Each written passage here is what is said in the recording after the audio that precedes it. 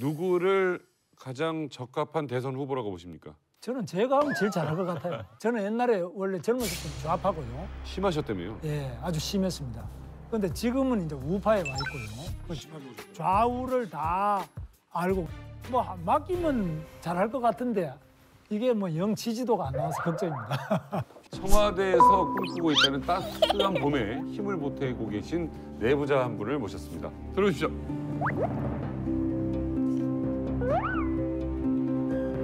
아유, 어서 오십시오. 아유, 네, 남생님. 반갑습니다. 네, 저쪽 자리로 오시죠. 안녕하십니까. 반갑습니다. 아이고, 예, 오랜만이야. 고생했습니다. 정현 오랜만이야. 화기애애하다, 좋다. 오랜만이다. 이쪽으로 앉아주십시오. 아이고, 뭐 예. 좋은 자리 앉혀주세요.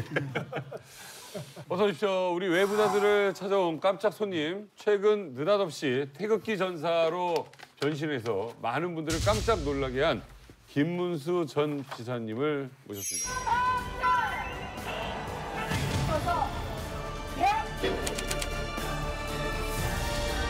목도들을 우리 태극기 힘으로 몰아내야 되겠죠.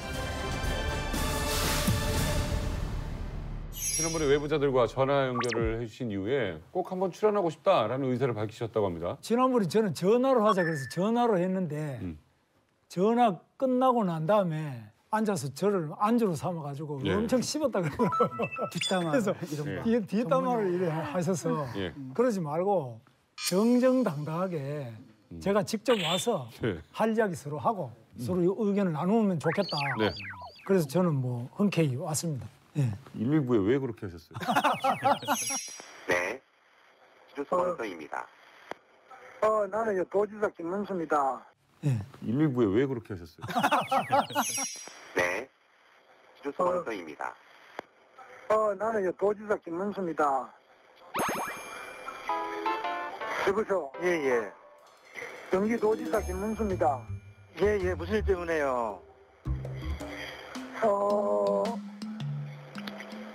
아니 지금 내가 도지사라는데 지금 그게 안 들려요? 아니, 무슨 일 때문에 여기다 전화를 갖다가 하셨는데 소방서 119에다 지금 긴급 전화로 전화하셨잖아요. 그래 일일해서 그래요. 네, 그러면은 무슨 일 때문에 전화하셨는지 얘기를 하셔야죠. 아니 도지사가 이게 누구냐고 이름을 묻는데 답을 안 해? 여기에다가 그렇게 전화를 갖다가 하시는 분은 여기 일반 전화를 하셔야지 이거 긴급 전화로 얘기가 그렇게 얘기를 갖다 하시면 안 되죠. 이거 누구냐고 이름을 말해봐 일단.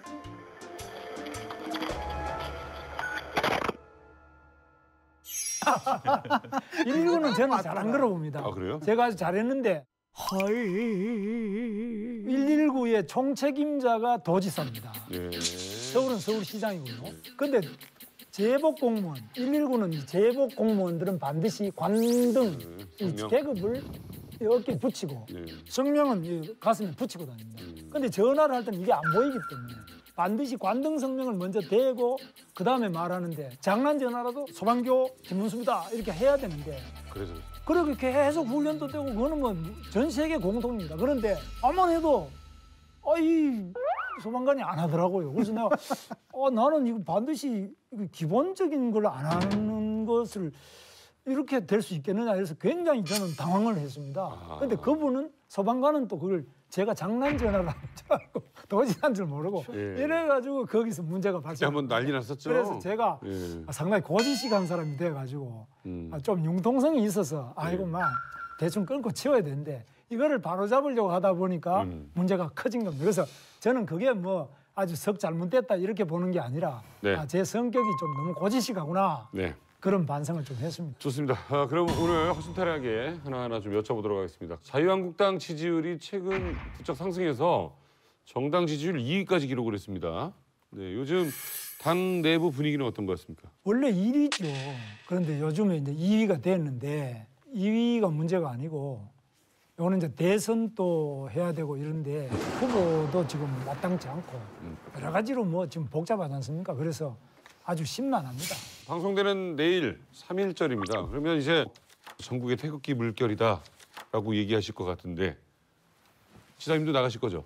요즘 또 계속 나가고 있습니다. 하루에 한 번 내지 두 번씩 태극기 집회하는 데서 제가 나가가지고 연설도 하지만은 행진도 하고 거기 앉아서 가만히 이렇게 하늘을 쳐다보면은 이런 역사적인 순간이 있을까 네. 싶을 정도로 우리나라가 지금 심각한 위기와 이 위기 속에서 백전노장들이 전부 들고 일어나서 이 나라를 구해야 되겠다.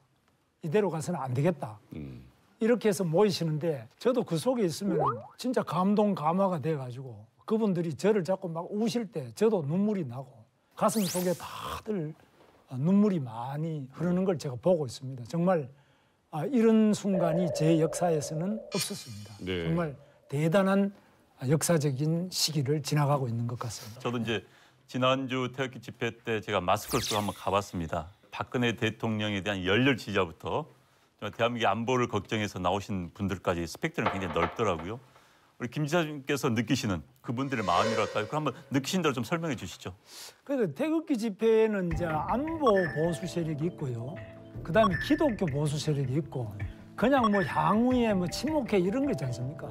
그런 사람들도 오고 뭐 아주 다양하더라고. 저도 다 아직 파악을 못 하겠는데 이 태극기 집회는 기본적으로 우국 충정에서 우리 손자들한테 위험한 나라를 만들어서는 안 되겠다. 네. 이런 자성과 또 우리 책임 뭐 이런 게 중요한 건데 거기 나오신 분들이 손자 같은 사람 때리고 그러진 않았으면 좋겠어요. 뭐 데리고 때리잖아요. 오시기도 뭐 리본 있다고 막 뭐 이렇게 거칠게 하고 그랬다는 분들 이야기 들으면 그 중에는 막 어떤 분들은 거친 분도 있어요. 그러니까요. 그런데 그런 것들은 내가 볼 때는 뭐 잘하는 일이라고 안 네. 봅니다. 그런데 이제 지금 이제 위기라고 이렇게 말씀을 하셨는데 촛불 170만 200만 와갖고 결국 그 국민들의 열기에 의해서 12월 9일 날 국회에서 탄핵소추안이 가결될 때 그때 당시에 김문수 전 지사님도 대통령 책임지고 물러나야 된다라고 하는 주장을 했었단 말이에요. 이미 두세 달 전, 서너 달 전에 진단했던 그것과 3개월이 지났고 진단이 완전히 바뀌는데 이거를 정상적인 사람이 김 지사님을 뵈면 어떻게 이렇게 3개월 동안 이렇게 롤러코스터 타듯이 생각이 확 바뀔 수 있는지 도저히 이해가 안 가거든요. 첫째는 정치 리더십의 위기고요. 두 번째는 경제 위기입니다. 그다음에 북한의 핵 미사일의 위기 이렇게 3대 위기로 저는 보고 있습니다. 그런데 지금 제일 중요한 것은 이런 위기를 극복할 수 있는 게 대통령 중심 자리에서 대통령인데 대통령이 어떻게 하든지 간에 지금 직무가 정지돼 있습니다. 촛불을 아무리 많이 들더라도 그게 100만이 되든 1000만이 되든 촛불 들었다고 해서 대통령이 관두거나 촛불 많이 들면 대통령이 되는 게 아니라 바로 투표로 1500만 표 이상 50% 이상을 받아서 대통령 된 사람이 물러갈 때도 합법적인 절차로 물러가게 해야지. 대한민국에서 이 광화문 그리고 청와대 바로 앞에 100m까지 이런 식으로 잔인무도한 시위가 있는 것 이런 것들은 용납할 수도 없고 있어서도 안 됩니다. 그러면 태극기 집회, 반탄핵 집회에 나온 분들은 두 가지를 외치고 있어요. 박근혜 구하기. 문제는 종북이기 때문에 절대로 이 나라를 맡길 수 없다. 그럼 이 두 가지에 동의하십니까? 저는 두 가지 동의를 하고 있습니다. 탄핵 소추가 잘못됐다고 하는 것은 첫째, 대통령을 그 탄핵한 소추 사유서가 있어요. 사유서 자체가 다 그래 안 맞는 내용이고요. 두 번째, 대통령이 헌법의 원리를 중대하게 위반하거나 아니면 뭐 뇌물을 받은 것이 입증됐다 이러면은 선특검 후 탄핵 소추가 맞습니다. 근데 이 조사도 안 하고 수사도 안 하고 범죄 혐의를 확정 안 한 상태에서 또 본인이 인정하지도 않는데 탄핵을 해버렸습니다. 이게 노무현 대통령 탄핵 때하고 이게 달라진 겁니다. 노무현 대통령 탄핵 때는 본인이 또 인정한 거 이런 것들이 있었지만은 그는 그렇게 대통령직을 관둘 정도는 안 된다 해서 대통령 탄핵 소추가 기각이 됐습니다. 그래서 대통령이 다시 원직 복직했는데 이번에는 그런 어떤 본인도 그걸 시인하지 않고 형이 확정 안 된 상태에서 소추한 것도 잘못됐고 그중에 과도하게 잘못돼서 오히려 소추 사유서를 바꿔야 될 만큼 이 현저한 문제가 있습니다. 비리 문제 얘기하시고 민심 위반 문제 하셨는데 그거는 박근혜 대통령이 그렇게 한 거예요. 근데 그런 정당에서 오히려 당신들이 자격이 없다고 먼저 외쳤어야 되지 않습니까? 옛날에 그 열혈 청년 같은 김문수라면요. 근데 지금 그 자유한국당에서 같이 이렇게 쭉 앉아 있으면 저 그거를 보는 게 저 너무너무 괴로워요. 이렇습니다. 우리 전효 의원님은 너무나 잘 아시겠지만 박근혜 대통령이 그렇게 비리 부정의 정치인이 아닌 거는 대변인 하셨으니까 잘 아시잖아요. 아니요, 저는 비리 정치인이라고 생각합니다. 무슨 비리가 그리 있습니까? 최순실은 박근혜 대통령이 아바타인 거예요. 최순실이 K나 미르재단, 게다가 무슨 뭐 고영태니 이래서 온 국민한테 호빠 타령이나 듣게 하고 거기다가 청와대에서 벌어졌던 일을 보세요. 세월호 사건도 그렇습니다. 말씀하신 대로 박근혜 대통령이 아이들 직접 구할 수 없어요. 하지만 대통령이 어떻게 그 7시간 동안 아무런 지시를 내리지 않을 수 있었습니까? 김문수 지사님이라면 그러셨겠어요? 아니 지시를 아마 달려갔을 겁니다. 그 지시를 안 내린 게 현장으로. 아니라 상황을 보고 나름대로 체크는 했죠. 근데 그러니까 아이들은 도대체 구명복도 안 입었냐고요. 그러니까 아이들은 이미 그렇게 됐는데 말이에요. 그게 근데 지사님 같으면 안 그러셨을 근데 이런 거라고요. 대통령이고 여자건 박근혜건 그거는 문제가 안 돼요. 대통령으로서 그렇게 소통을 안 하고 대한민국 세금으로 월급 주는 장관들은 다 따돌리고 최순실한테 인사 조언 받고 그다음에 정상적으로 근무하는 이 연설 비서관 쓰지 않고 거기서 어줍지 않게 고쳐가지고 리슨 감옥이 하얼빈 감옥으로 되고 이런 모든 것들은 어떻게 말씀하시겠습니까? 과연 김문수 지금 지사께서 대통령이었다면 스스로를 용서하지 못했을 겁니다. 근데 왜 박근혜 대통령에 대해서는 사적인 감정, 사적인 정까지 보여주시면서 우리 국민들의 고통과 우리 국민들의 부끄러움과 참담함에 대해서는 왜 말씀을 안 하십니까? 저는 그런 점에 있어서 사람들이 그래서 이해를 못한다고 봅니다. 그리고 바로 그것은 수도권에 그 빛났던 김문수가 대통령의 꿈을 이루지 못하니까 저기 TK에 나 영천 사람이니까 TK 기반을 찾아서 갔다 하다가 돌고 돌아가고 결국은 박근혜 대통령의 방패 역할을 하는 정치인으로 전락한 것이 아닌가. 얼마나 팬들이 많았다고요. 얼마나 아꼈던 지지자들이 많았다고요. 냉정하게 생각을 좀 해보시면 안 됩니까? 이해가 안 돼요, 저는 지금. 예, 이해가 안 가시겠는데 저는 이렇게 생각합니다. 박근혜 대통령이 탄핵을 당하는 것에 대해서는 억울하다고 봅니다. 그러나 박근혜 대통령이 아주 썩 잘했다, 정책이 잘했다 이렇게 저는 보지는 않습니다. 그러나 엄격해야죠, 대통령에 그분이 대해서. 예를 들면 사드를 배치하자 그러는데 지금 야당 후보는 사드를 반대하고 있습니다. 사드의 문제 이전에 그다음에 역사 교과서도 똑같습니다. 우리나라 국사 교과서도 박근혜 대통령은 바로 잡아야 된다 그러고 지금 야당에서 그거 하면 안 된다고 지금 합니다. 정교조하고 야당은. 저는 그런 점에서 박근혜 대통령이 국방 안보와 국가의 정체성을 살리는 점에서는 잘못한 게 없다. 잘하고 있다고 저는 보고 있습니다. 그러나 경제 정책이든지 소통 문제든지 여러 부분에서 한계를 많이 보이고 있습니다. 나라가 표에 대해서 중요성을 누구보다도 잘 알고 바닥을 훑는 정치인 아니었습니까? 네. 선거에 대해서 능하고. 그러면 국민들의 마음을 얻지 않고서 국민들과 소통하지 않고서 어떻게 대통령을 합니까? 사드도 중요하고 정말 좌편향 교과서 바로잡는 것도 중요하지만 알고 계시지 않습니까? 지금 국민들을 이렇게 화나게 하고 이렇게 부끄럽게 하고 정말 전 세계 대한민국 망신 다 시키고 말입니다. 지금 탄핵이 어떻게 돼 있냐면 뇌물수수나 횡령이나 이런 어떤 그런 비리를 말하는 겁니다. 근데 이제 탄핵의 우리 제목이 의원님 13가지 말씀하시는 거는 아닙니까? 네. 이제 무능하지 않았느냐. 대통령이 좀 더 유능하고 경험이 많으면 좋았겠다 이건데 아니요. 그런 점은 저는 부족하다고 무능만 그러나 보고 얘기하는 거 아닙니다. 네. 제가 질문할게요. 네. 자꾸 그 탄핵에 대해서 부당성을 얘기를 하는데 탄핵을 해야 될 그 요건 있지 않습니까? 요건에 대해서 좀 이상하게 좀 말씀을 좀 하시는 것 같아요. 형사소추하고 탄핵소추는 다르죠. 성격이 전혀 다르고 그 부분을 누가 잘 짚어줬냐면 김기춘 비서실장의 지난 2004년이죠. 그때 참 잘 짚어주셨어요. 그때 그 지금 자유당의 전신인 새누리당의 입장은 뭐였냐면 직무를 태만히 했을 경우 공무원들에 대한 지휘 감독을 잘못했을 경우 뇌물 같은 법률을 위반했을 경우 네 번째가 헌법을 갖다 위반했을 경우거든요. 이런데도 이게 탄핵 사유가 안 된다고 말씀하시는 거예요? 그렇다고 해서 탄핵이 되면 탄핵 안 될 사람 아무도 없고요. 지금 현재의 입장은 기본적으로 중대한 헌법의 원리를 위반하거나 아니면은 횡령, 비리, 뇌물을 수수한다든지 이런 게 있을 때는 탄핵이 될 수 있습니다. 그런데 첫째, 뇌물 관련된 부분은 지금 검찰이 조사 중에 있습니다. 네. 최순실이 문제가 있다고 해서 대통령이 탄핵이 되면은 뭐 노무현 대통령도 그렇고 이명박 대통령도 그렇습니다. 아들이 구속이 뭐 둘, 셋씩 되거나 하나가 되거나 이런 사람들이 얼마나 많습니까? 그러면 탄핵 안 될 사람이 하나도 없고요. 그래서 본인이 그러한 비리 범죄가 있느냐. 그다음 두 번째, 박근혜 대통령이 여러 가지로 능력이 충분히 발휘가 안 됐다. 이런 세월에 또 왜 당신 뭐 했느냐. 관저에 있었다고 그러면 다 탄핵이냐. 그럼 탄핵 안 당하는 사람 누가 있겠습니까? 그래서 탄핵이라는 것은 대통령에 대한 파면인데 공무원을 파면할 때도 그렇게 파면 안 합니다. 공무원을 파면할 때도 형이 확정이 되거나 중대한 공직자의 윤리를 위반할 때는 파면이 되지만 파면 안 됩니다. 그 저기 부분에 저도 대해 하나 잠깐만요. 네.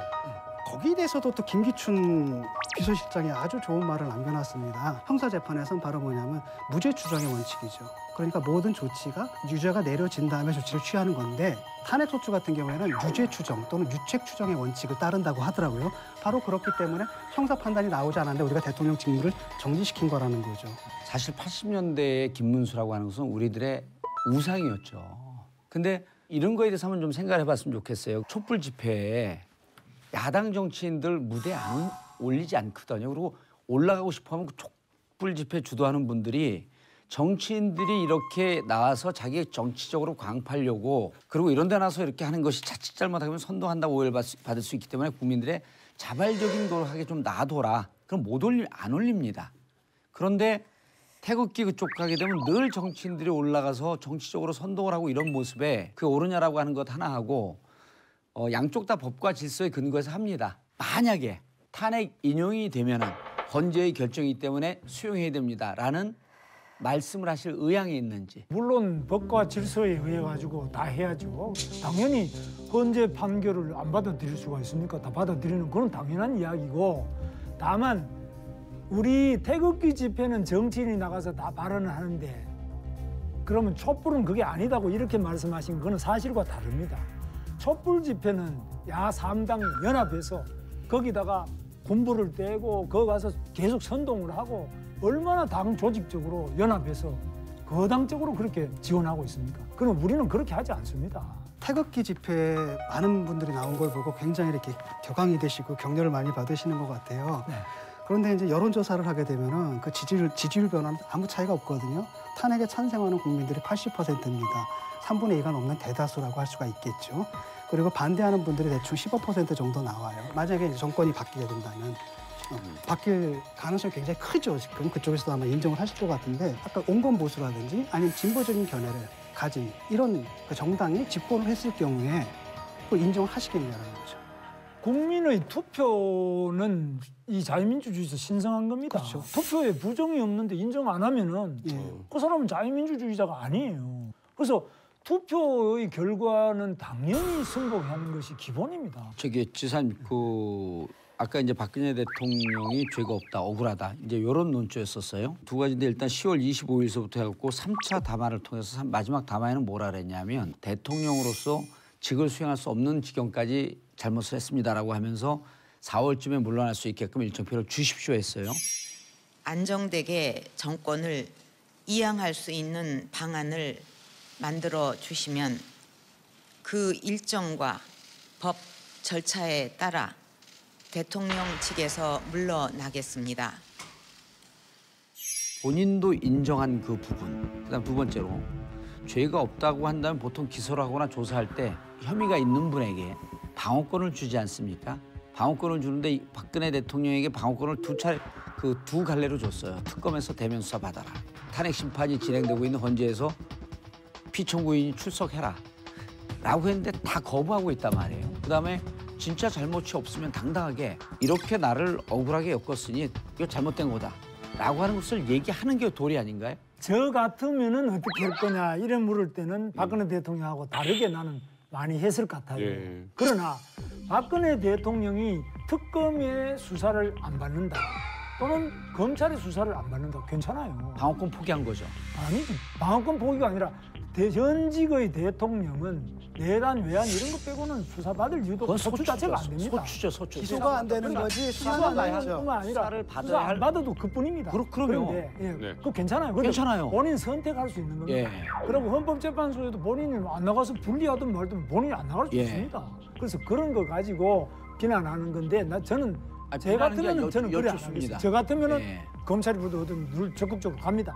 그런데 제가 볼 때는 변호인들의 조력을 받고 있는 걸로 예, 보는데 1차, 2차, 그건 뭐 3차 어떤 다 내용인지 저는 잘 모르겠어요. 한 가지 궁금한 담화에서 게 있는데 잘못했다고 인정하고 사임하겠다, 퇴진하겠다라고 인정하는 사임은 부분. 그렇지 않습니까? 사임은 그 본인의 마음으로 하는 것이지 우리가 옆에서 당신 막 사임해라 막 이래가 윽박질러 가지고 아니, 그러니까 본인이 하겠다 그랬잖아요. 그 처음에 사임하겠다고 한 이후에 예. 압수수색을 통하여 산더미 같은 의혹이 있다 이런 것들이 이게 무슨 소리인가 누군가에 의해서 조작된 것 같다 이런 것들이 고영태 이야기를 하는 것으로 저는 요즘에 느껴져요. 근데 그때는 제가 당사자가 아니니까 몰랐는데 박근혜 대통령이 상당히 억울하게 생각할 것이다. 본인이 뭐 잘했다는 게 아니라 처음에 박근혜 대통령이 인정을 했죠. 그래서 제 1차 담화에서 최순실한테 최순실. 그 연쇄물이라든가 여러 가지 서류를 보낸 걸 인정을 했고 그다음에 박근혜 대통령이 4월까지 하겠다. 그다음 물러나겠다.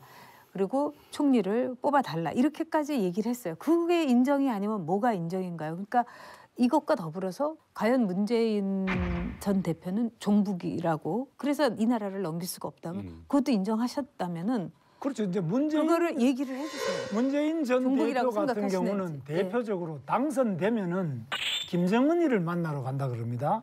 이런 것이 있을 수 있는. 지금 김정은은 아시다시피 자기 고모부도 다 총으로 쏴 죽여버리고 자기 형도 바로 독살시킨 이런 천인공노할 테러리스트 아닙니까? 그걸 먼저 만나러 간다 그러니까 이런 거는 절대 당선시켜서 안 되고요. 여러 가지로 문제가 있지만 대북 관계에서는 또 대미 관계에서도 굉장히 문제가 있어. 한미 동맹이 근본적으로 이게 흔들리고 대북 관계에서 가장 최악의 상태를 가져올 것이기 때문에 우리가 아까 말씀드린 북한의 핵 미사일 위기를 막기 위해서도 문재인 전 대표는 절대 대한민국 대통령으로 당선되면 안 된다고 봅니다. 근데 보세요. 북한이 여러 가지 문제가 많이 있습니다. 그러나 남북한이 유엔 동시 가입 국가죠. 국가 정상이 우선적으로 누구를 만났냐라고 하는 것은 외교 정책의 일부죠. 예를 들어 갖고 김정은을 만나서 핵 문제를 해결할 수도 있고 남북한 문제의 긴장 상태를 완화시키면서 북의 핵을 포기시키는 전략으로 가져올 수 있다고 한다면 이건 외교 정책에서 우수한 성과입니다. 먼저 만난다라고 하는 건 반드시 공산주의자입니까? 그러면 자 정봉주 의원님 말씀하시는 그 부분에서 예.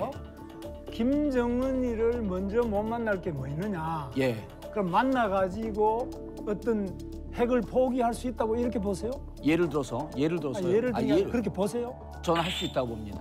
북한이 유엔 가입 국가이기도 하지만 유엔 제재 결의를 받는 거 아시죠? 알고 있죠. 핵 때문에 받고 인권 때문에 받고 무수한 유엔의 제재를 받고 있는 건 아세요? 그렇죠. 그 제재를 받는 그럼 건 왜 제재 받는 거는 이야기 안 하고 유엔 가입했으니까 제재 받는 걸 누가 그러면 얘기 안 합니까? 예를 들어서 한미 동맹을 부정하면서 북과 만난다라고 하게 되면 난 문제가 있고 이것은 종북적 발상이라고 보지만 지금 우리에게 자칫 잘못하게 되면 한반도에서 전쟁이 날 수도 있는 상황이기 때문에 우선적으로 해결할 과제가 대미적으로 우리는 한미 동맹을 철저하게 한다라고 하는 것을 선언하면서 우선적 해결 과제를 북한과의 관계를 푼다고 했고 이게 어떻게 종북이냐는 거예요. 자 첫째 북한이 주적입니까 아닙니까? 주적이죠. 그러면 자 미국은 우리의 동맹이죠. 예. 그럼 어디부터 만나는 게 상식적으로 맞습니까? 동네에서요. 예. 내 친한 친구를 먼저 만나는 것도 중요하지만 동네 평화를 위해서 동네 깡패 가서 먼저 설득하는 아니 것도 그런 이야기를 외교적 외변이라고.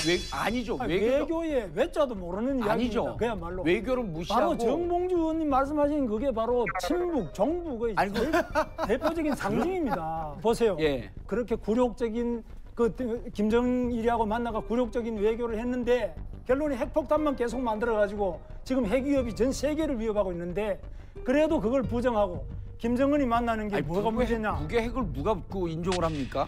아니 그러니까 핵폭탄 북이 북의 만든 핵을 거. 만들게 된 게 뒤동 갖다 줘서 만든 거 아닙니까? 아니 뒷돈 가서 만들었다라고 하는 그 증거가 없잖아요. 무슨 증거가 없어요? 증거가 아니, 어디 근데 있습니까? 그게 그러니까 그게 아니 왜 문제라는 계속 겁니다. 그래서 계속 지사님, 정봉주 의원님이 그래가지고 지사님, 욕을 먹는 겁니다. 지사님 이런 거거든요. 내가 친구를 만나냐 깡패를 먼저 만나느냐는 먼저 만날 사안이 있으면 먼저 만나는 거지 내가 깡패를 먼저 만나기로 했다가 내가 조폭이 되는 건 아니잖아요.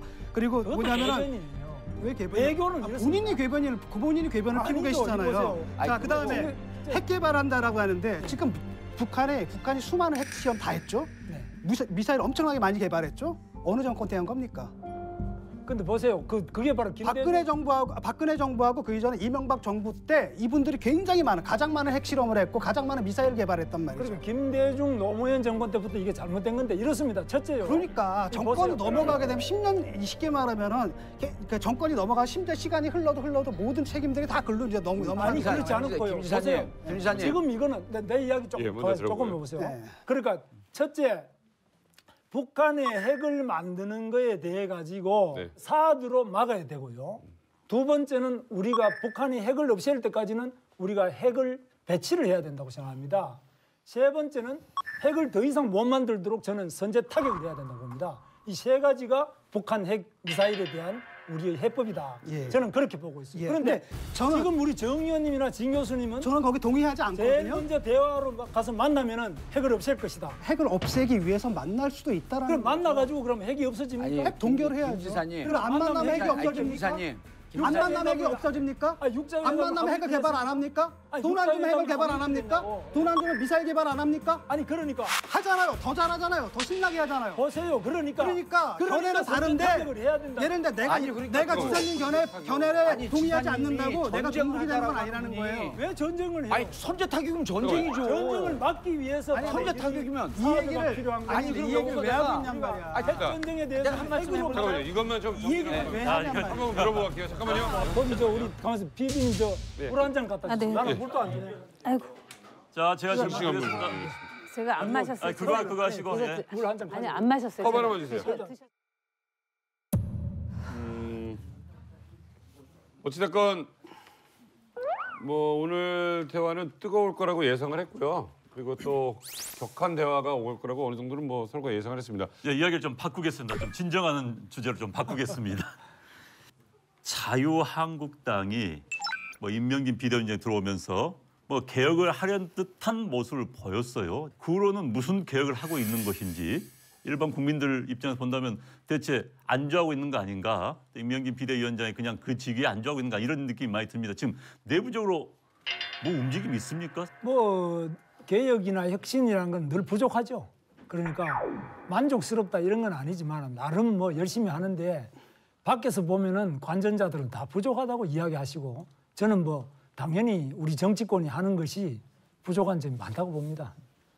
만약에 탄핵이 인용이 되면 태극기 집회를 좀 주도하고 앞장서 끈 거에 대한 정치적 책임을 지고 정치권을 은퇴하고 무슨 시민사회 운동이나 이런 걸 좀 하시는 게 어떨지 저는 누군가 책임을 좀 져야 되거든요. 시민사회 운동은 제가 많이 해봤는데 예. 그거는 그대로 다 의미가 있습니다. 그러나 저는 이제 정치도 오래 했기 때문에 정치는 가능하면은 제가 죽을 때까지 일선에서 하든 뒤에서 하든 간에 예. 정치를 고칠 일이 저한테 주어진 제 인생의 과제로 생각하고 그러니까 인용이 돼도 또 다른 형태의 정치를 예, 계속 어떤 하시겠다. 형태든 간에 저는 계속 정치를 네. 해서 우리나라 정치를 바꾸도록 노력하겠습니다. 자, 지금 자유한국당의 대선 후보로 황교안 권한대행도 계시고 홍준표 지사도 무죄를 받으면서 마지막에 네. 예, 갑자기 또 뭐 이렇게 꿈틀하시면서 나오는 분위기고 네. 그런가 하면은 또 외부자들에서는 뭐 대선에 뭐 안 내는 게 어떠냐라는 의견을 내는 분들도 있었습니다. 자, 김문수 전 지사께서는 예. 누구를 가장 적합한 대선 후보라고 보십니까? 저는 제가 하면 제일 잘할 것 같아요. 네, 이럴 줄 알았어요. 예, 그러세요. 어떤 면에서 저는 옛날에 원래 젊었을 때 좌파고요. 심하셨다며요? 예, 아주 심했습니다. 그런데 지금은 이제 우파에 와 있고요. 좌우를 다 알고 그다음에 국회의원도 해봤고 네. 또 도지사도 도지사도 해봤고 했죠. 극단적인 문제도 제가 해서 어느 정도 화합과 네. 이렇게 화해를 할 수 있는 걸 복지도 잘하셨어요. 사실은 그 무한돌봄이라고 제가 무한돌봄 때문에 예. 저도 방송을 같이 한 적이 예, 있었거든요. 그렇습니다. 그래서 저는 나름대로 뭐 맡기면 잘할 것 같은데 이게 뭐 영 지지도가 안 나와서 걱정입니다. 김문수 전 지사님 요즘 뭐 태극기 집회에서 활약이 대단하신데 외부자들 출연 소감 끝으로 부탁드리겠습니다. 제가 이 외부자들에 나와 보니까 제일 뜨거운 제 출연인 것 같습니다. 제 경험상으로는 저로서는 아주 흥미를 느끼고 또 전의에 불타게 하는 출연이 아니었냐. 네. 그리고 이제 우리 정봉주 의원님은 과거보다 더 이제 뜨거워지셨어요. 그래서 덕택에 저도 좀 뜨거운 한순간을 갖게 돼서 감사를 드립니다.